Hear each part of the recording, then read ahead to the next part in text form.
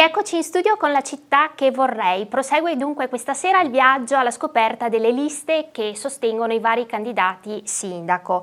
E ora diamo spazio alla lista Giovanni Braido Sindaco, una delle 5 che compongono la coalizione a sostegno del candidato sindaco, appunto Giovanni Braido. A presentare la lista questa sera negli studi della Tenda TV abbiamo Giovanni Braido, il candidato sindaco. Buonasera a tutti. Buonasera. E Alberto Pagotto, candidato della lista Giovanni Braido Buonasera Sindaco. Siamo sempre in diretta, sono le 21:30 e per la lista Giovanni Braido Sindaco 24 minuti di tempo per conoscerla. E sempre c'è possibilità per voi da casa di porre delle domande al numero che vedete in sovraimpressione. Partiamo subito. Chiedo a lei, Alberto, perché il sostegno a Giovanni Braido?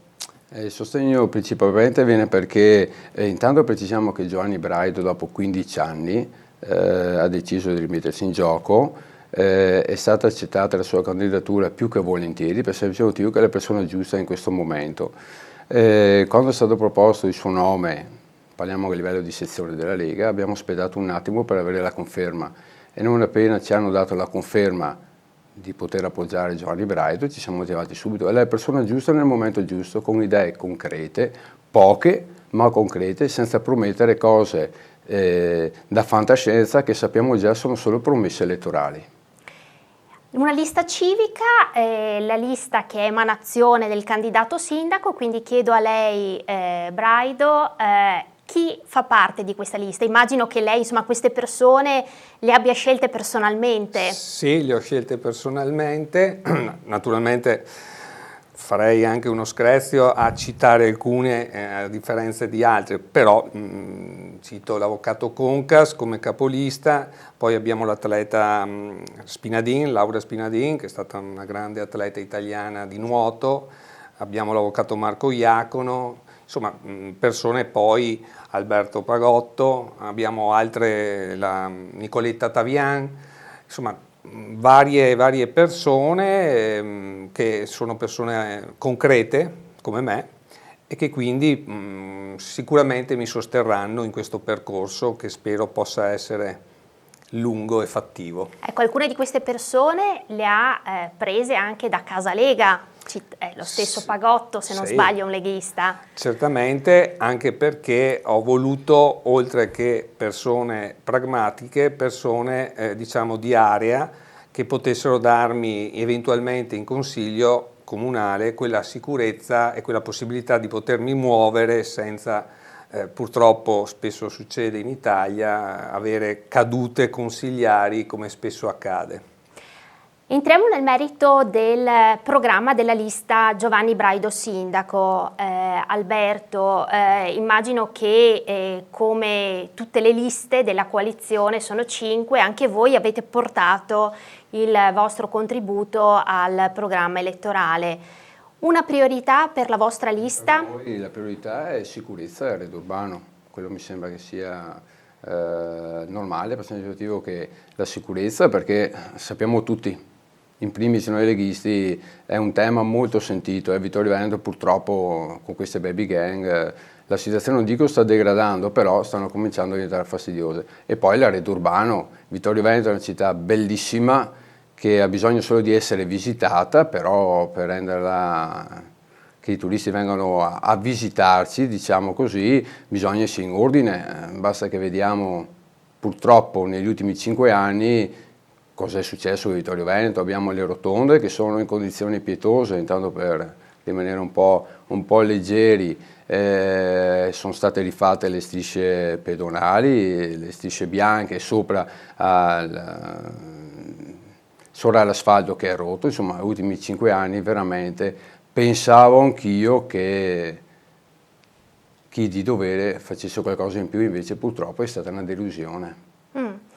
E Braido, altre priorità che ha voluto insomma condividere con la sua squadra di civica? Beh, oltre all'ordine pubblico che metto in primo piano insieme all'arredo urbano, l'ho detto, la creazione di quel polo sportivo con la ristrutturazione delle piscine, più che ristrutturazione con la, diciamo, rifacimento della piscina, la sistemazione del Palazzetto dello Sport, che insieme alla pista ciclabile fanno un ottimo polo turistico, perché in questo caso, nel momento in cui riusciamo a mettere anche a norma e avere delle piscine degne di nome, si possono fare delle manifestazioni a livello non solo regionale ma anche nazionale. Noi abbiamo tantissime capacità, abbiamo tantissime possibilità, senza, diciamo così, fare fantasie strane. Dobbiamo lavorare su quello che noi abbiamo, anche sul tema di città come unità, città Vittorio Veneto, unità nazionale. Lì è una cosa che a me dispiace, che non si sia riusciti, specialmente nell'anno del centenario, non si sia riuscito a creare un indotto, un percorso che potesse mettere al centro la città di Vittorio Veneto come città della vittoria. Arriva una prima domanda da casa, riguarda il tema della viabilità, non so chi dei due adesso voglia rispondere. Comunque dice questo telespettatore: nei centri storici da una parte Ceneda la piazza e il collegamento difficoltoso con il centro, dall'altra Serravalle con l'ipotesi di isola pedonale. Quali idee? Rispondo io. Per quello che riguarda Serravalle, anche qui ci sono sempre le fantasie, bisogna cambiare qualcosa per far vedere di cambiare, di fare qualcosa di nuovo. L'isola pedonale di Serravalle si può fare, ma bisogna anche, come sempre, verificare la situazione, cioè non è che tu puoi fare un'isola pedonale così e chiudere la possibilità alle attività commerciali di lavorare, alle manifestazioni di crescere. Prima bisogna creare un indotto e poi si possono fare le chiusure, eventualmente delle prove di chiusura, e io sarei ben felice di poterle fare, perché vuol dire che c'è anche turismo, c'è movimento, c'è indotto, ci sono soldi. Per quello che riguarda Ceneda, le strade sono quelle, attenzione, non è che anche qui possiamo inventarci qualcosa.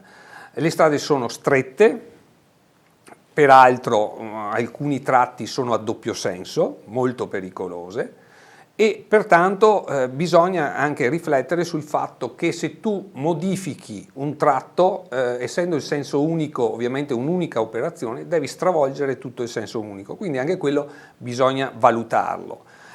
Ceneda sicuramente, anche per quello che riguarda, se noi parliamo con i cenedesi, da cittadino, no, da candidato sindaco, ti dicono che la piazza non vuole che ti attocchi perché non sanno dove parcheggiare le macchine. Allora, mettiamo le macchine nell'area rossi, se possiamo metterle, e quindi nel momento in cui troviamo uno spazio adeguato per mettere le macchine, possiamo pensare a sistemare, in un certo modo, sentendo anche i cenedesi, la piazza, e mettere a posto la fontana insieme a quella degli Arditi a Salsa, che non ci vuole tanto. Chiedo a lei, Pagotto, il tema del sociale. Lei viene anche da 5 anni di consigliere comunale, dove, se non sbaglio, insomma, ha collaborato con l'assessore al sociale per determinate tematiche. Come lo declina la lista civica Braido Sindaco, questo tema del sociale? Principalmente quando si parla di sociale si parla di tante cose, come ho già detto 5 anni fa quando sono stato qua la prima volta. Ci sono tante tematiche da trattare sia a livello di giovani che degli anziani, che c'è un bellissimo progetto che il nostro sindaco, candidato sindaco, potrà sicuramente parlarne meglio di me. E intanto cerchiamo di capire quando andremo, se avremo la fortuna, l'onore di andare a amministrare la città, di capire fino a che punto sono arrivati i vari progetti dei livelli sociali, continuare con quelli, perché quelli che ci sono bisogna continuarli, e poi faremo il punto della situazione. Ecco, accennava ad un progetto, qual è? La nostra idea è quella famosa del co-housing. Se noi, prima, come sempre, prima di lanciare idee, come si dice, a destra e a sinistra, bisogna sapere, vedere, conoscere quello che si ha. Nel nostro territorio, a Vittorio Veneto, abbiamo almeno 2/3 di persone che sono sopra i 50 anni. E proprio rapportandomi anche con amici, colleghi anche di lista, ahimè ci troviamo ad avere 60 anni e avere i genitori che ne hanno 90.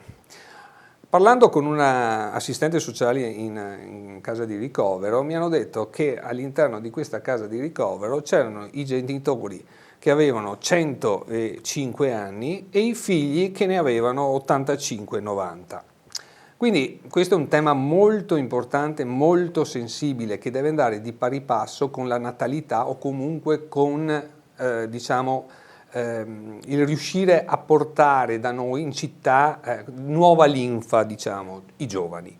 Però appunto c'è questo progetto, il co-housing, nel quale vogliamo creare non delle case di ricovero, non dei posti isolati, ma delle strutture dove l'anziano, che comunque è capace di intendere, di muoversi e quant'altro, possa convivere, un ostello della gioventù, un ostello dell'anzianità, chiamiamolo, possa convivere e possa comunque riuscire, perché poi ricordiamoci, lo sappiamo tutti e lo abbiamo provati tutti, la solitudine è una brutta bestia, insieme alla depressione, e purtroppo questo è un mondo che corre troppo velocemente anche per me, e forse sarebbe meglio e tempo di rallentare un pochettino. Arriva un'altra domanda da casa che faccio a Pagotto anche nella sua veste di consigliere comunale. Di sabato la notizia della richiesta di un consiglio comunale straordinario relativo al bando della Vittorio Veneto Servizi. Ci sarà? Chiede il telespettatore questo consiglio, e qual è il vostro pensiero riguardo al rinnovo della carica? Non so se ci sarà, io mi auguro proprio di sì, anche per un discorso puramente proprio di democrazia, per convocare questo Consiglio Comunale. Il discorso è semplice: dopo 3 anni di amministrazione per la Vittorio Veneto Servizi è scaduto la presidenza, diciamo, dopo 3 anni è scaduto il 6 aprile. E il 6 maggio è stato aperto il bando, diciamo, ok, per raccogliere le proposte, ok, sì, le persone che si vogliono mettere in gioco, e però fino al tempo del 24 maggio, però l'amministrazione attuale ha deciso di dare lo stesso l'incarico a chi è già il presidente bis, sapendo che in Consiglio Comunale non avrebbe avuto la maggioranza. Allora, posso capire tante cose, però io mi ricordo che l'ultima nomina è stata fatta al presidente bis, di cui ho speso anch'io delle parole, sì, in senso positivo, è passato per il Consiglio Comunale. Dunque, come logica dovrebbe passare il Consiglio Comunale, ma non avendo la maggioranza hanno già anticipato la sua nomina, dunque poi in base a questo i cittadini valuteranno anche loro. Sì, non hanno la maggioranza, diciamo, magari per chi non segue il Consiglio Comunale, sì, perché la Lega da qualche consiglio non vota più con l'amministrazione uscente, ma sì, passata, diciamo, sì, ufficiosamente all'opposizione. No, e più anche che altro noi siamo rimasti in maggioranza, che è un po' diverso, cioè la Lega siamo noi, sono loro che hanno preso le distanze dalla Lega, perché non avendo più il candidato sindaco, avendolo come Gianluca Posocco, che non è quello ufficiale della Lega, perché quello ufficiale della Lega è solo Giovanni Braido, okay? Loro hanno preso le distanze. Presumibilmente erano convinti di poter lo stesso attingere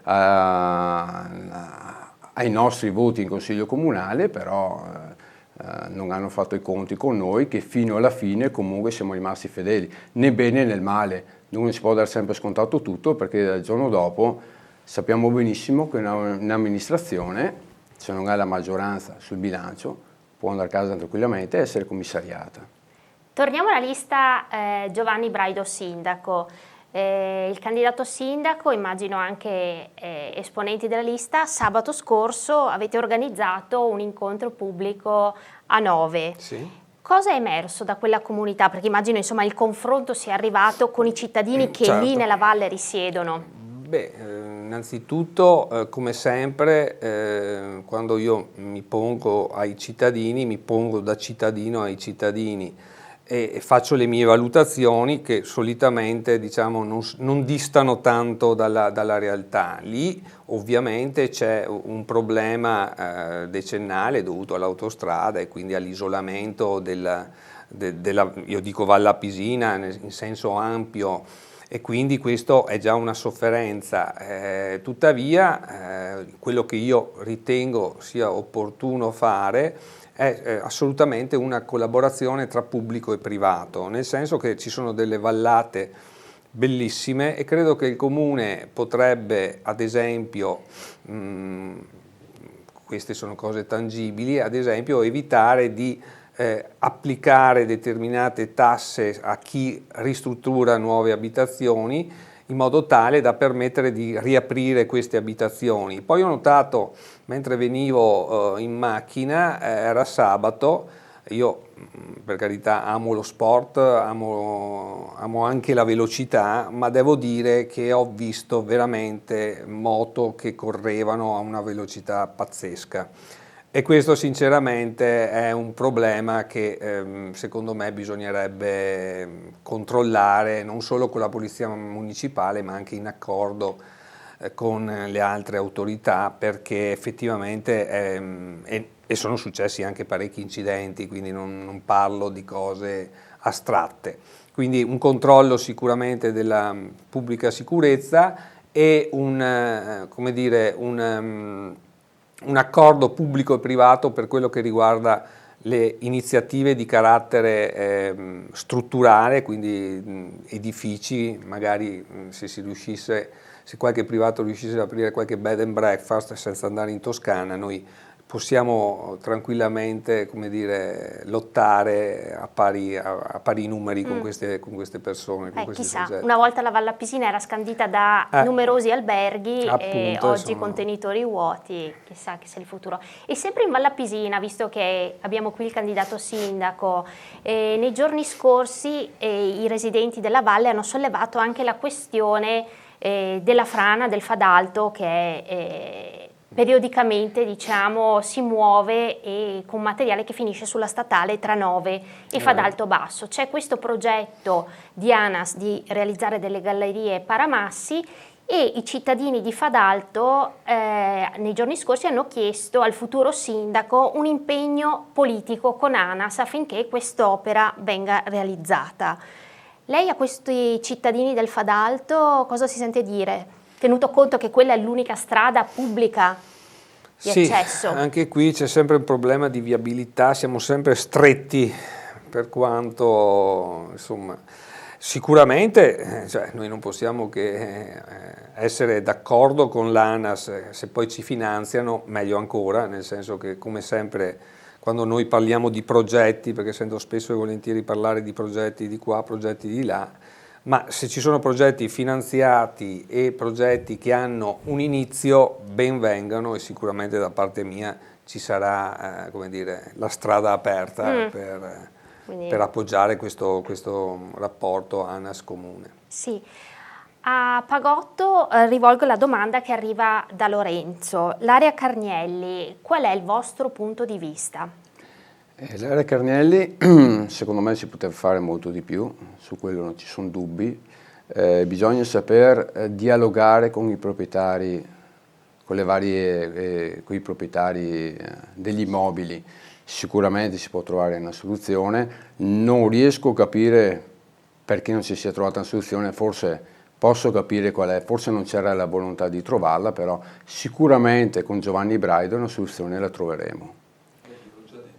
Cosa intende fare lei se è eletto? Per me non è concepibile che un soggetto acquisti un immobile e lo lasci lì, perché per fare un progetto se tu vuoi farlo lo fai in 3 mesi, se tu vuoi bonificare lo fai in 3 mesi, sono passati non so quanti anni e è tutto immobile. Fossi stato io il sindaco, l'ho già detto, avrei fatto una diffida e avrei convocato il proprietario, gli avrei chiesto tempi certi, se non ci sono tempi certi ti faccio causa, perché tu non puoi a questo punto, come ho già detto, ubi comoda, ibi incomoda, hai comprato, dove ci sono i piaceri ci sono anche i dispiaceri, sapeva che comprava una zona inquinata, quindi i problemi adesso sono suoi e li deve mettere a posto.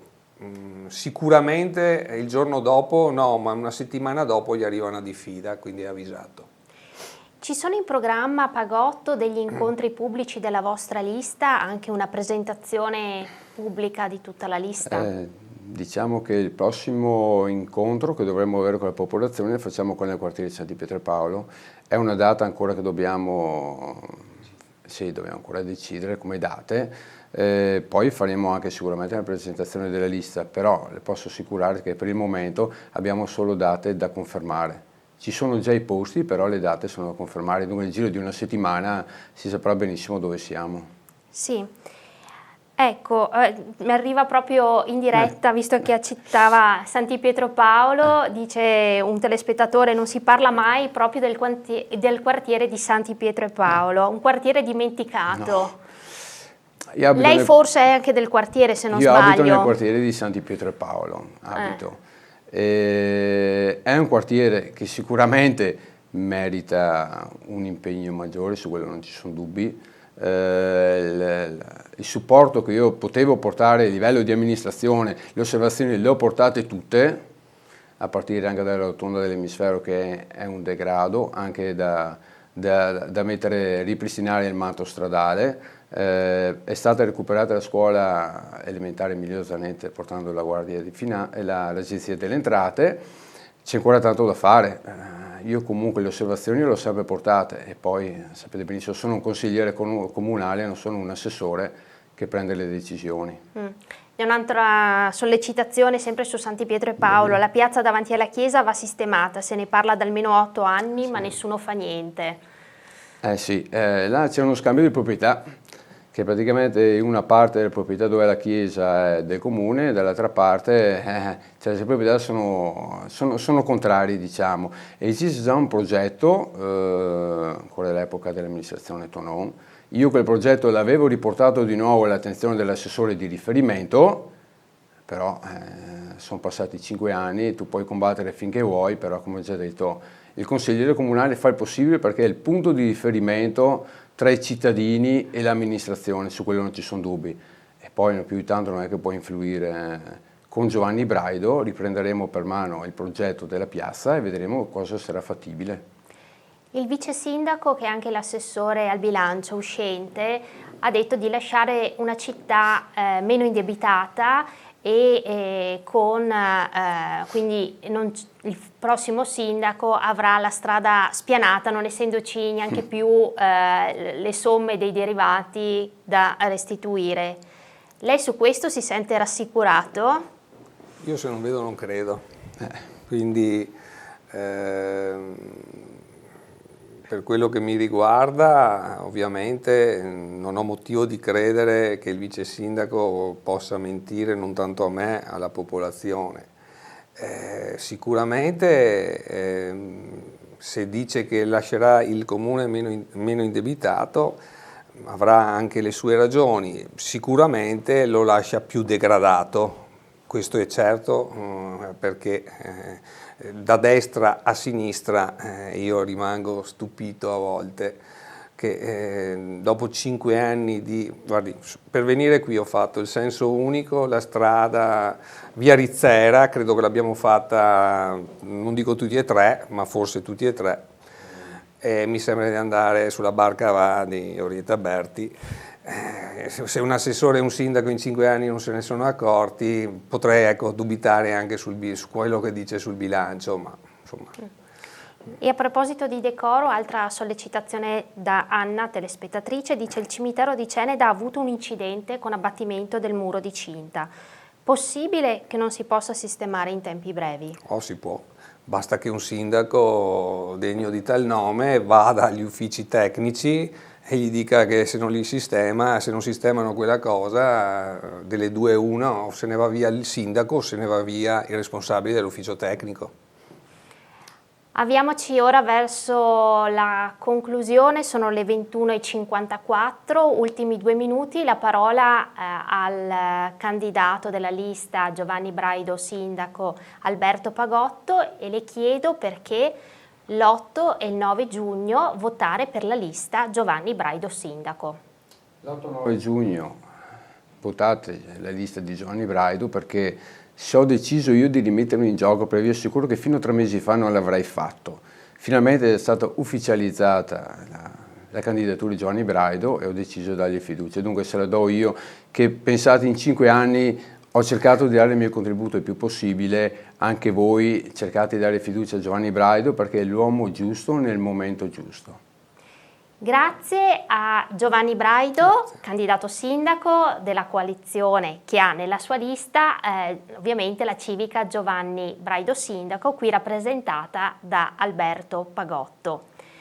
Grazie per aver accettato il nostro invito e vi anticipo i prossimi appuntamenti con La città che vorrei. Torniamo giovedì 16 maggio, sempre alle ore 21. Avremo 3 liste, la lista Toni Darè alle ore 21 con in studio Gianluca Posocco, il candidato sindaco, e Gian Antonio Darè.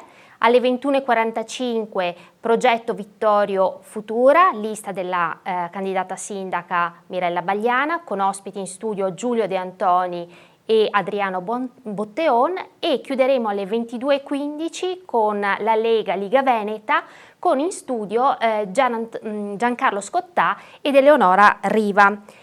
Inoltre proseguiremo la prossima settimana, non vi diamo appuntamento lunedì sera, ma martedì 21 alle ore 21 con la diretta del confronto fra i 4 candidati sindaco organizzato da Oggi Treviso e dalla Tenda TV.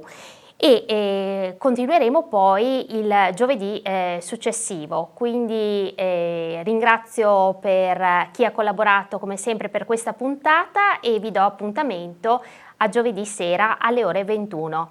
Buona continuazione di serata.